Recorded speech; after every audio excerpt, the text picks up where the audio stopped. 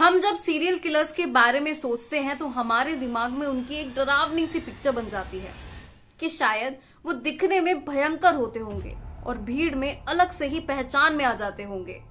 पर रियलिटी एकदम अलग है।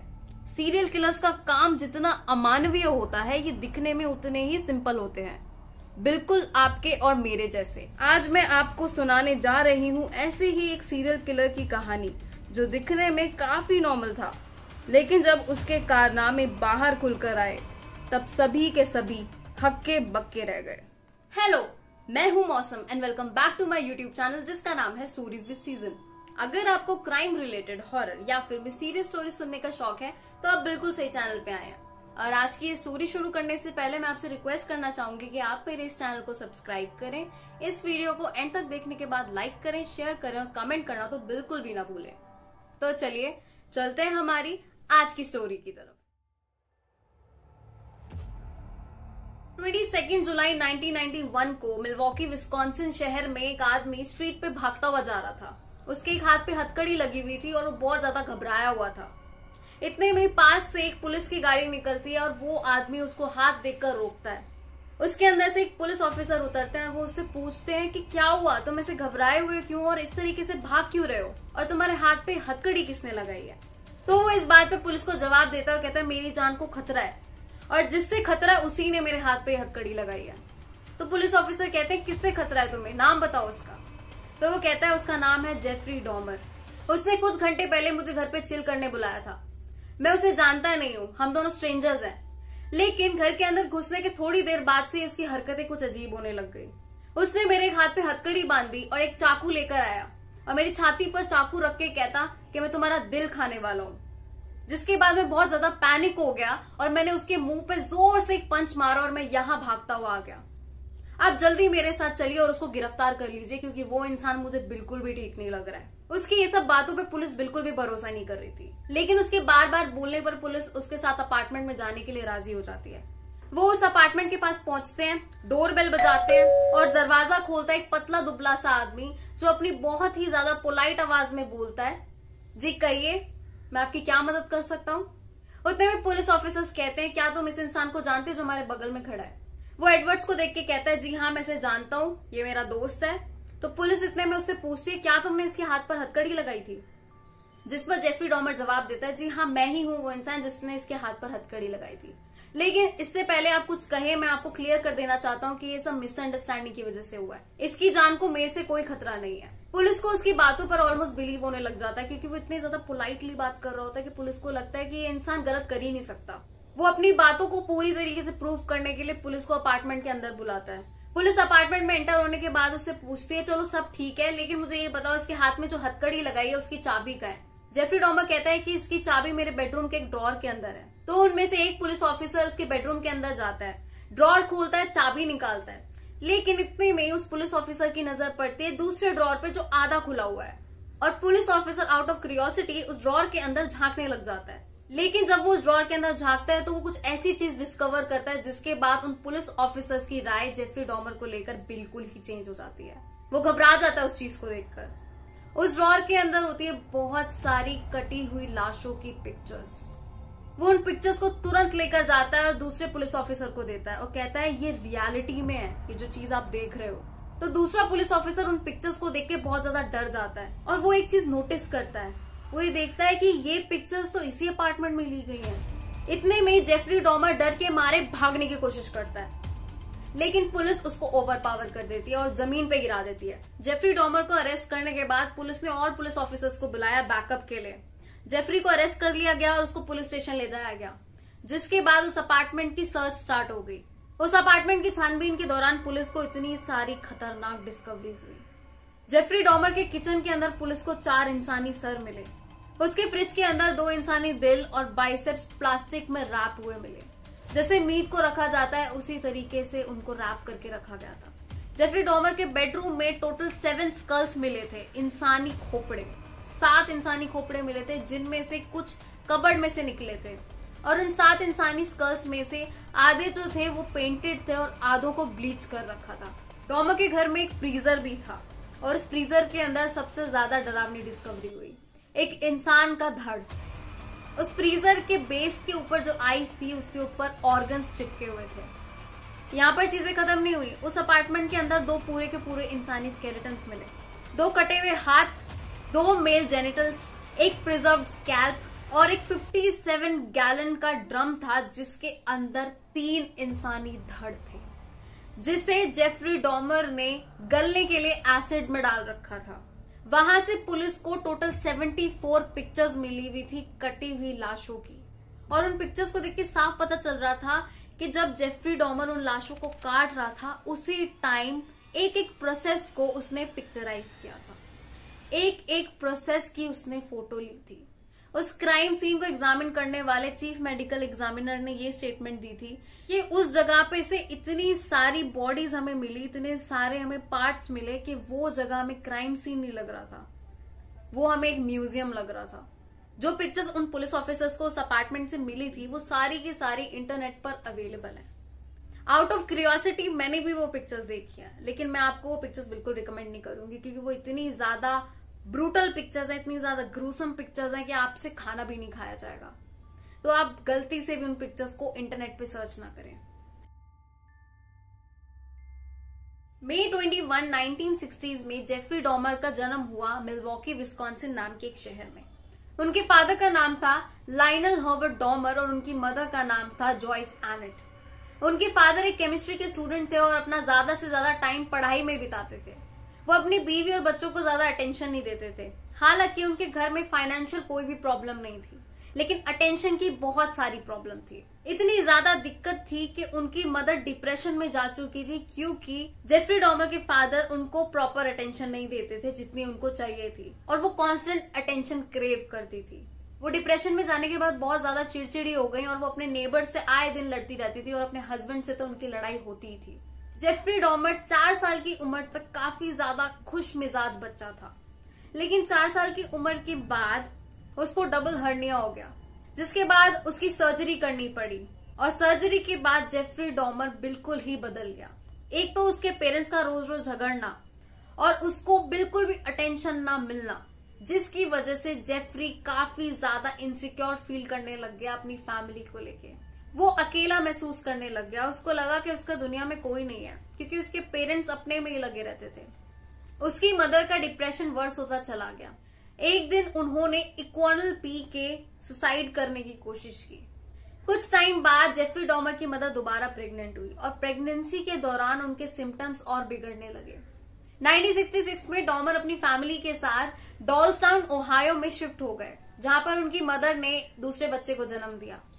उस बच्चे का नाम जेफरी डॉमर ने खुद रखा। उसका नाम रखा गया डेविड। उसी साल जेफरी के फादर को डिग्री मिल गई और उनकी job as an analytic chemist लग गई। जब जेफरी डॉमर 6 साल का हुआ तब उसकी दिलचस्पी जानवरों के अंदर बढ़ने लग गई। वो एनिमल लवर नहीं बना।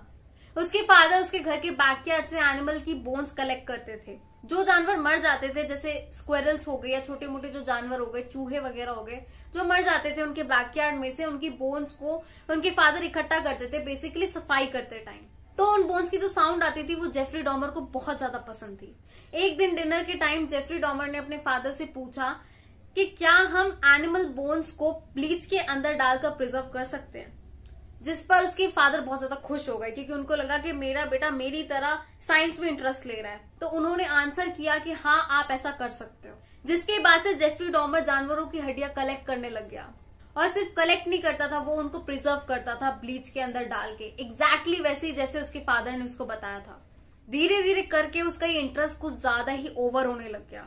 अब वो जिंदा जानवरों को टॉर्चर करने लग गया। वो लिटरली किसी भी डॉग या बिल्ली को पकड़कर उनको टॉर्चर करता था और उनको काट के उनकी हड्डियां बाहर निकाल लेता था और उन हड्डियों को फिर वो प्रिजर्व करता था।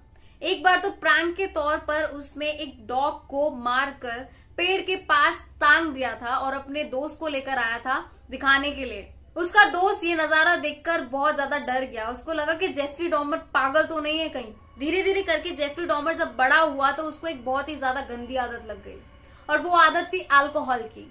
वो हार्ड अल्कोहल पीने लग गया और बियर तो उसके रोज का काम था।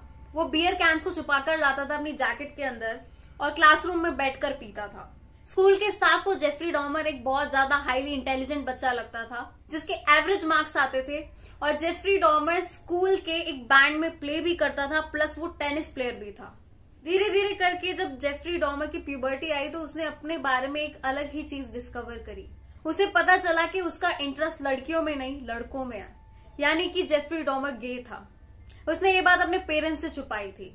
स्कूल टाइम में उसका एक रिलेशनशिप भी रहा था एक लड़के के साथ, लेकिन कोई फिजिकल इंटीमेसी नहीं थी। धीरे धीरे करके उसकी ये डिस्कवरी एक अलग ही ऑब्जेशन में बदल गई।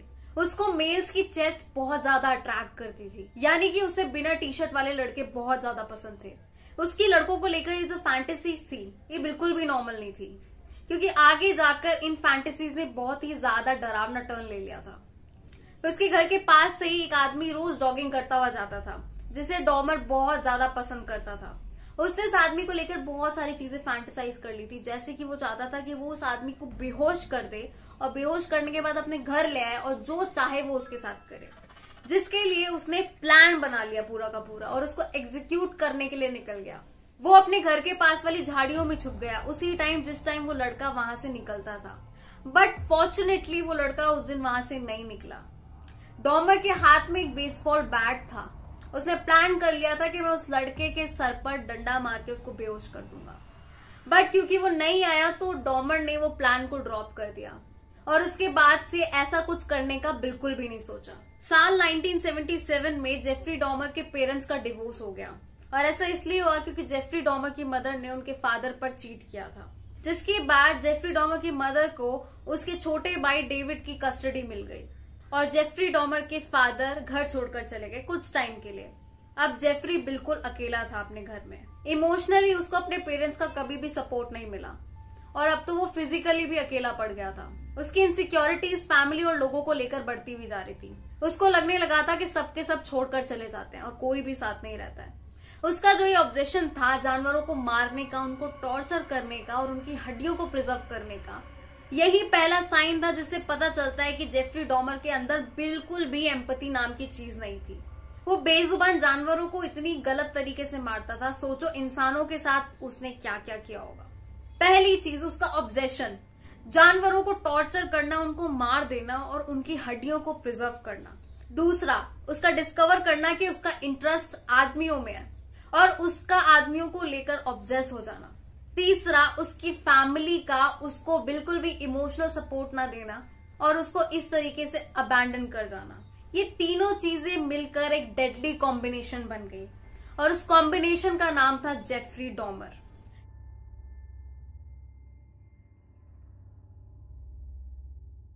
नाइनटीन 1978 के अंदर जेफरी डॉमर ग्रेजुएट हो गया। वो अकेला था अपने ग्रेजुएशन के टाइम पे और अकेले होने के साथ साथ उसका आदमियों से जो ऑब्सेशन था ये डेडली होता जा रहा था। कुछ टाइम से 1978 के अंदर ही जेफरी डॉमर एक बहुत ही तगड़ी फैंटेसी लेके चल रहा था और उसकी फैंटेसी कुछ इस तरह थी। वो चाहता था कि वो कभी जा रहा हो रास्ते से और उसको रास्ते में एक हिच हाइकर मिल जाए जिसने टी शर्ट ना पहनी हो और वो उसको घर लेकर जाए और उसके साथ सेक्सुअल एक्टिविटीज परफॉर्म करे। तो ग्रेजुएशन के 3 हफ्ते बाद जेफरी डॉमर अपनी कार में कहीं जा रहा था। रास्ते में वो देखता है कि एक हिच हाइकर उससे लिफ्ट मांग रहा है और उसने टी शर्ट नहीं पहनी हुई है। ये चीज देख के जेफरी डॉमर की फैंटेसीज जग जाती है। वो तुरंत ही गाड़ी रोकता है और उसको अपनी कार में बिठा लेता है। गाड़ी में बैठने के बाद जेफरी डॉमर उसी को देखे जा रहा होता है। अब मैं आपको हिच हाइकर का मतलब बता देती हूँ। हिच हाइकर वो लोग होते हैं जो लिफ्ट लेकर एक जगह पर जा रहे होते हैं, लिफ्ट लेते हैं लोगों से और वो एक पर्टिकुलर जगह पे एक पर्टिकुलर डेस्टिनेशन पे जा रहे होते हैं। तो वो हिच हाइकर उसकी कार में बैठता है। वो बेसिकली एक रॉक कॉन्सर्ट में जा रहा होता है। अपनी कार में बिठाने के बाद जेफरी डॉमर उससे कहता है कि ठीक है तुम रॉक कॉन्सर्ट जा रहे हो, तुम जाओ, लेकिन उससे पहले क्या तुम मेरे प्लेस पर आना पसंद करोगे? मेरे पास काफी सारी बियर की बॉटल्स हैं, हम वहां पे गाना सुनेंगे, बातें करेंगे और बहुत मजे करेंगे। जिस पर स्टीवन हिक्स राजी हो जाता है। पूरे रास्ते जेफरी डॉमर कोशिश करता है कि वो स्टीवन हिक्स पे डोरे डाले, लेकिन स्टीवन हिक्स ज्यादातर लड़कियों की ही बातें कर रहा होता है, जिससे जेफरी डॉमर साफ समझ लेता है कि अगर मैंने इस पे डोरे डालने की कोशिश की तो ये मुझे अभी के अभी झाड़ लगा देगा। वो दोनों जेफरी के घर पहुंचते हैं। वहां काफी देर तक बियर वगैरह पीते हैं, गाने सुनते हैं, बातें करते हैं। काफी घंटे बीत जाते हैं। स्टीवन हिक्स कहता है कि अब बहुत देर हो चुकी है, अब मुझे कॉन्सर्ट के लिए निकलना चाहिए, तो मैं जा रहा हूँ, जिस पे डॉमर उसे जाने से मना करता है। स्टीवन हिक्स कहता है कि मुझे जरूरी जाना है, आप प्लीज समझिए इस बात को, मैं दोबारा आ जाऊंगा, ऐसी कोई बात नहीं है, हम फ्रेंड्स ही हैं। डॉमर उसको फिर मना करता है कि नहीं, कहीं मत जाओ। स्टीवन हिक्स को अजीब लगने लग जाता है कि ये इस तरीके से मुझे क्यों रोक रहा है। फिर स्टीवन कहता है नहीं मुझे जाना है, प्लीज मुझे जाने दो, आप ऐसे जबरदस्ती नहीं कर सकते मेरे साथ। डॉमर कहता है नहीं तुम कहीं नहीं जाओगे। स्टीवन को और अजीब लगने लग जाता है, वो कहता है नहीं मैं अभी जा रहा हूँ। वो जैसे ही उठने को हो रहा होता है इतने में ही जेफरी डॉमर एक 4 किलो का डंबल लाके स्टीवन हिक्स के सर पर 2 बार वार करता है, जिससे उसके सर से बहुत सारा खून बहने लग जाता है और वो अनकॉन्शियस होके कुर्सी से नीचे गिर जाता है। जिसके बाद सेम डंबल से जेफरी डॉमर उसको स्ट्रैंगल करता है और स्टीवन हिक्स की मौके पर ही मौत हो जाती है। जब उसकी डेथ हो जाती है तो उसके बाद वो उसके साथ बहुत ही ज्यादा घिनौनी चीज करता है। जेफरी डॉमर उसके ऊपर नेक्रोफिलिया परफॉर्म करता है। नेक्रोफिलिया का मतलब होता है कॉर्प्सेस के ऊपर सेक्सुअल एक्टिविटीज करना। सेम डे वो उसकी बॉडी को बेसमेंट के अंदर ले जाता है और उसके बॉडी पार्ट्स को उसके शरीर से अलग कर देता है। अपने बैकयार्ड में एक शैलो ग्रेव के अंदर वो उसको गाड़ देता है और काफी वीक्स बाद वो दोबारा से उस बॉडी को बाहर निकालता है।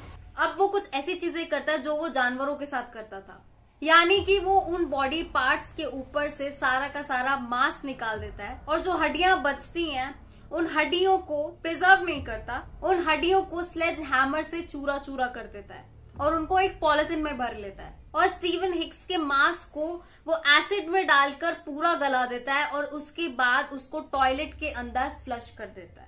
जो हड्डियों का उसने चूरा करा होता है उसको डंप करने के लिए वो घर के पीछे वाले एक जंगल में जाता है। वहां पे जाकर उस चूरे को वो फेंक के अलग अलग जगह पर उस जंगल में फैला देता है। जेफरी डॉमर के क्राइम्स की स्टोरी तो यहाँ से शुरू हुई थी। ये स्टोरी बहुत लंबी है। 1978 से लेकर 1991 तक जेफरी डॉमर ने पूरे 17 लड़कों की इस तरीके से हत्या कर दी थी। और सिर्फ हत्या नहीं की थी उसने उन सबके साथ बहुत ही ज्यादा ग्रूसम चीजें की थी। कुछ टाइम बाद ही उसके फादर घर पर आ गए थे वापस अपनी फियांसे के साथ और उसके बाद उन्होंने जेफरी डॉमर को उसकी दादी के घर भेज दिया क्योंकि वो एक अल्कोहलिक बन चुका था और उसके फादर बहुत ज्यादा टेंशन लेने लगे थे उसकी इस आदत की वजह से। जेफरी की ग्रैंडमदर एक ऐसी इंसान थी जिससे उसको थोड़ा बहुत अफेक्शन था, उनकी थोड़ी बहुत वो बात मान लेता था। वो उसकी ग्रैंडमदर के साथ रहने लगा और उनकी सारी बातें मानने लगा। वो उस मर्डर के बारे में जैसे भूल ही गया और स्टीवन हिक्स नाम से किसी ने कभी मिसिंग रिपोर्ट भी नहीं लिखवाई, जिस वजह से जेफरी डॉमर को एक अलग सा ही कॉन्फिडेंस आ गया अपने ऊपर। बीच में उसने आर्मी में भी सर्विस की थी लेकिन अपने अल्कोहल अब्यूज की वजह से उसको आर्मी से निकाल दिया गया, जिसके बाद वो जॉबलेस रहा। उसको जॉब मिलती भी थी तो थोड़े थोड़े टाइम के लिए मिलती थी क्योंकि वो अपने अल्कोहल अब्यूज की वजह से निकाल दिया जाता था। धीरे धीरे करके जेफरी डॉमर अपनी वर्क लाइफ में एक लूजर बनता चला गया और अल्कोहल को उसने अपना दोस्त बना लिया। लेकिन इन सब चीजों के बीच उसको जॉब ना मिलना, अपनी दादी के साथ रहना, अल्कोहल अब्यूज करना, उसका जो ये ऑब्सेशन था लड़कों को लेकर और ये जो अर्ज थी मारने की, ये बढ़ती जा रही थी और वो जानता था कि ये गलत है। धीरे धीरे करके जेफरी डॉमर गे बार्स में जाने लगा। वहां पे वो मल्टीपल पार्टनर्स को लेके जाता था और वहां पे वो लोग सेक्सुअल एक्टिविटीज परफॉर्म करते थे बाय कंसेंट। लेकिन जेफरी डॉमर को एक चीज बड़ी अनोइंग लगती थी अपने पार्टनर्स की और वो थी फिजिकल इंटीमेसी के टाइम पे मूव करना। वो चाहता था कि वो बिल्कुल भी मूव ना करे, बिल्कुल ही स्टिल हो जाए और सारा डोमिनेंस मेरा हो। जेफरी डॉमर उस टाइम पे आदमियों को ऑब्जेक्ट समझने लगा था। ये बात उसने खुद बोली थी कि मैं इंसानों को इंसानों की तरह नहीं देखता था, मुझे वो यूज करने वाले ऑब्जेक्ट्स लगते थे। उसको अपने पार्टनर्स की हिलने की ये प्रॉब्लम इतनी ज्यादा इरिटेट करने लगी थी कि उसने एक सोल्यूशन निकाला। वो जब भी गे बार्स में अपने पार्टनर्स को लेके जाता था, जिसके बाद वो अनकॉन्शियस हो जाते थे और सारा का सारा कंट्रोल अब जेफरी डॉमर के हाथ में होता था। वो ऐसा कम से कम 12 बार कर चुका था और 12वीं बार के बाद उस गे बार का जो स्टाफ था उसने जेफरी को ऐसा करते देख लिया था, जिसके बाद से जेफरी को गे बार से बैन कर दिया गया। उसके बाद वो होटल्स में जाने लगा, सेम चीज वो होटल्स में करने लगा। एक दिन वो एक आदमी को होटल में लेके गया और वहां पे जाके उसने उसको सिडेटिव्स दिए और खुद बहुत सारी अल्कोहल पी। उसका प्लान था सिर्फ उसके बगल में लेटना और उसकी चेस्ट को एक्सप्लोर करना। लेकिन जब उसकी आंख सुबह खुली तो उसने देखा कि जिस आदमी को वो लेकर आया था उसकी चेस्ट पूरी की पूरी अंदर गई हुई है। उसकी चेस्ट पे बहुत सारे ब्लैक और ब्लू निशान है और जेफरी डॉमर के हाथों पे भी बहुत सारे ब्रूसेस थे, जिसके बाद उसे समझ ही नहीं आया कि हुआ कैसे, क्योंकि उसको उस आदमी को मारने की कोई भी मेमोरी नहीं थी। धीरे धीरे करके वो अपने ग्रैंड मदर के घर पे बहुत सारे लड़कों को लाता था और उनको सेम वे में यूज करके उनको मार देता था। उनकी बॉडी को सेम वे में डंप करता था जिस तरीके से उसने स्टीवन हिक्स की बॉडी को किया था। उसकी दादी ये सब चीजों से बहुत परेशान हो गई, हालांकि उनको पता नहीं था कि वो क्या कर रहा है। उनको बस ये दिखता था कि वो हर रात कोई ना कोई लड़का लेकर आ रहा है। जिसके बाद उन्होंने जेफरी डॉमर को घर से निकल जाने को बोला, लेकिन उसी बीच में उसके ऊपर कुछ चार्जेस लगे थे। वो चार्जेस ये थे, वो एक पार्क में जाके 25 औरतों और बच्चों के आगे खुद को एक्सपोज करके आया था, जिसके बाद उसकी गिरफ्तारी हुई और उसको 1 साल का प्रोबेशन मिला। धीरे धीरे करके टाइम बीता और जेफरी डॉमर की ये हत्याएं बढ़ती जा रही थी, लेकिन किसी को कानो कान खबर नहीं थी कि जेफरी डॉमर नाम का आदमी कुछ ऐसा काम कर रहा है। वो मिल्वॉकी के अंदर नॉर्थ 25th स्ट्रीट पर शिफ्ट हो गया। ये बात 1989 की है। वो जगह हाई क्राइम एरिया था, लेकिन क्योंकि उसका वर्क प्लेस उसके पास था इसीलिए वो वहां शिफ्ट हुआ था। अब मई 1990 आ गया। उसने 14 मई 1990 को अपने 6th विक्टिम को मारा। उस 6th विक्टिम को मारने के बाद से ही उसने वो पिक्चर्स लेना स्टार्ट की थी। उसको मारने के बाद उसने उसकी बॉडी के साथ नेक्रोफिलिया परफॉर्म किया। देन उसकी बॉडी को उसने सजेस्टिव पोजेस में बनाया और बहुत सारी फोटोज खींची। जेफरी डॉमर का बाद में ये कहना था कि मैं वो पिक्चर्स इसीलिए लेता था क्योंकि मैं चाहता था कि मैं उनकी ब्यूटी को याद रखूं इस तरीके से। वो उनको याद रखने के लिए सिर्फ पिक्चर्स ही नहीं लेता था, वो अब उनकी बोन्स को प्रिजर्व करके रखने लग गया था, जैसे कि अपने विक्टिम्स के स्कल्स को और उनके जेनिटल्स को। धीरे धीरे करके उसकी जो किलिंग्स थी वो और फ्रीक्वेंट होने लगी और उसका जो तरीका था मारने का वो और ज्यादा ब्रूटल होने लग गया। वो इतना ज्यादा ब्रूटल होने लग गया कि उसने अपने कुछ विक्टिम्स के सर के अंदर होल ड्रिल किया था और उस होल को ड्रिल करने के बाद उसके अंदर वो एसिड डालता था ताकि जो उसके विक्टिम्स हैं वो एक ज़ॉम्बी लाइक स्टेट में आ जाए। वो एक्सपेरिमेंट कर रहा था कि क्या मैं इन इंसानों को ज़ॉम्बी बना सकता हूँ ताकि मैं इनको अपने साथ हमेशा रखूं। वो इतना ज्यादा पागल हो चुका था। खैर, ये पागलपन का कुछ अलग ही लेवल है जिसको हम समझ ही नहीं सकते। टाइम बीतता जा रहा था, 1991 आ गया। 1991 के अंदर जेफरी डॉमर की किलिंग्स एकदम कांस्टेंट थी। अब जो उसका ऑब्सेशन था वो लेवल अप हो चुका था। अब तक तो वो अपने विक्टिम्स को मारता था, उनकी हड्डियों को प्रिजर्व करता था, लेकिन अब वो उनके ऑर्गन्स को और उनके फ्लैश को खाने भी लगा था, यानी कि वो कैनिबलिज्म करने लग गया था। इसी वजह से जेफरी डॉमर को मिल्वॉकी कैनिबल भी बोलते हैं। वो विक्टिम्स के ऑर्गन्स निकालता था पहले। ऑर्गन्स निकालने के बाद वो जितना भी बॉडी में ब्लड होता था उसको बाथटब के अंदर ड्रेन कर देता था, जिसके बाद फ्लैश को बोन से बाहर निकालता था, फ्लैश को गला के टॉयलेट में डाल देता था और बोन्स को प्रिजर्व करता था। जो ऑर्गन्स और फ्लैश उसको खाने लायक लगते थे, सॉफ्ट लगते थे, उनको वो प्लास्टिक में रैप करके रेफ्रिजरेट करता था और बाद में आराम से खाता था। उसके जितने भी विक्टिम्स थे सारे के सारे गरीब थे। वो उन्हें अपने अपार्टमेंट में ये कहकर लाता था कि मैं तुम्हें $50 दूंगा, क्या तुम मुझे अपने न्यूड पिक्चर्स खींचने दोगे? तो वो बेचारे पैसों के चक्कर में अपार्टमेंट में आ जाते थे, लेकिन उनको कोई आइडिया नहीं होता था कि उनका ये लास्ट डे है। उसने ऐसे 17 विक्टिम्स को अपना शिकार बनाया था, लेकिन फाइनली 22 मई 1991 को जब एडवर्ड उसको मिला तब उसका भांडा फूट गया। और जब वो पकड़ा गया उसने बहुत सारे कन्फेशन किए। पहला कन्फेशन तो उसका यही था कि मैंने 17 लोगों को मारा है और उनमें इंक्लूडेड था स्टीवन हिक्स। वो अपने विक्टिम्स को ऑब्जेक्ट से ज्यादा कुछ नहीं मानता था और उसके मन में उनके लिए कोई भी गिल्ट नहीं थी किसी भी तरीके की। वो उनके पिक्चर्स को अपने पास ऐसे रखता था जैसे कि वो सारे उसके लवर्स हो। वो जब उनके बॉडी पार्ट्स को खाने लगा था तो उस चीज के लिए उसने ये चीज कन्फेस की थी कि जो नॉर्मल ह्यूमन बींग्स हैं ये सारे छोड़ के चले जाते हैं और मेरे अंदर इतना दिमाग नहीं है कि मैं लोगों के साथ अटैच होता फिरूं। तो जब मैं उन लड़कों का फ्लैश खाता था तो मुझे फील होता था कि वो और मैं एक ही हैं। उसके पकड़े जाने के बाद उसके काफी सारे इंटरव्यूज भी हुए थे जो आप इंटरनेट पे देख सकते हो और काफी ज्यादा दिलचस्प है।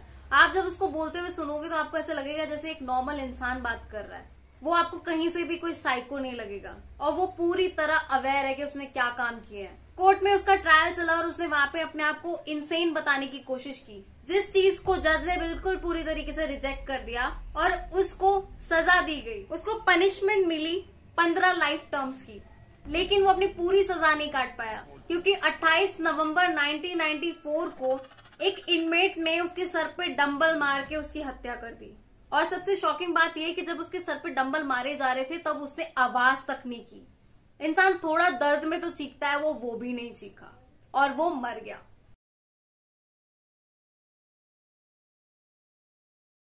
So that's it for today. Hopefully आपको आज की वीडियो पसंद आई होगी। अगर मैंने कोई डिटेल मिस की हो तो उसके लिए सो सॉरी, क्योंकि जेफरी डॉमर ने पूरे 17 खून किए थे।